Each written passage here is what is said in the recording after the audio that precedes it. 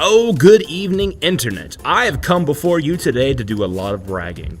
Well, hopefully not just bragging, but I wanted to share with you all a unique experience. And that experience was the time I went viral in the best place possible. I mean, like, everyone has a kind of different definition for what going viral online means, but I think it's something that a lot of creators dream about doing, and it's something that I hope I can one day do without having to appeal to like multiple fan bases and combining those fan bases together to get like maximum amount of notoriety and shareability and just dense memeness. But hopefully one day I can create something without having to rely on a fan base that people can enjoy. Until then, just combine Overwatch and Lord of the Rings, and you'll probably find yourself with a successful video. When I created this video, it was really interesting to see how it went viral on all these different sites. If you don't know, every site is handled slightly differently in how it promotes content. Facebook, Reddit, even YouTube. Every site pushes certain content in front of you based on how you view things, what things you respond to. It all works differently for each website. And this is kind of the result of an evolution of the internet.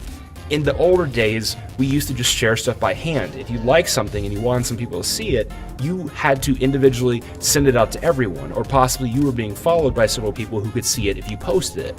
But now, even on places like Facebook, if you were to post a video, Facebook filters that through their system and determines who would be most interested in seeing that kind of content, or if they want anyone to see that content whatsoever. This is kind of a sad thing because it's kind of taking the responsibility out of some people's hand, but at the same time, I tend to rely heavily on these algorithms. I know I watch a lot more of what YouTube recommends to me rather than my own subscriptions nowadays. And that's kind of sad, but I think that's the way things are moving towards. There's so much content that we kind of need the help of computers to make sure we don't miss anything.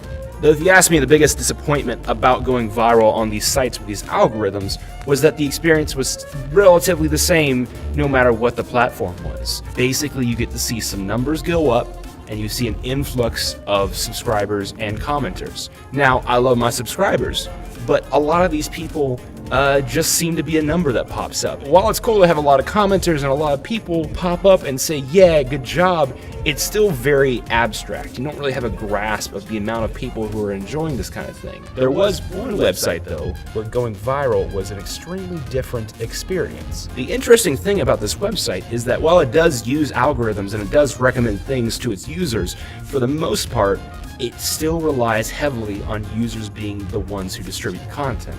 And the interesting reason for this is because the website is an absolute unoptimized. It is a mess. This website is such a mess that within its own community, the website being a mess is a meme itself. The thing is, though, this might have actually led to a much more interesting experience because since the website can't rely on algorithms to show people new content, it comes down to the individual users who take a lot greater responsibility and put a lot more effort into sharing content than you would find on Reddit, Facebook, or YouTube.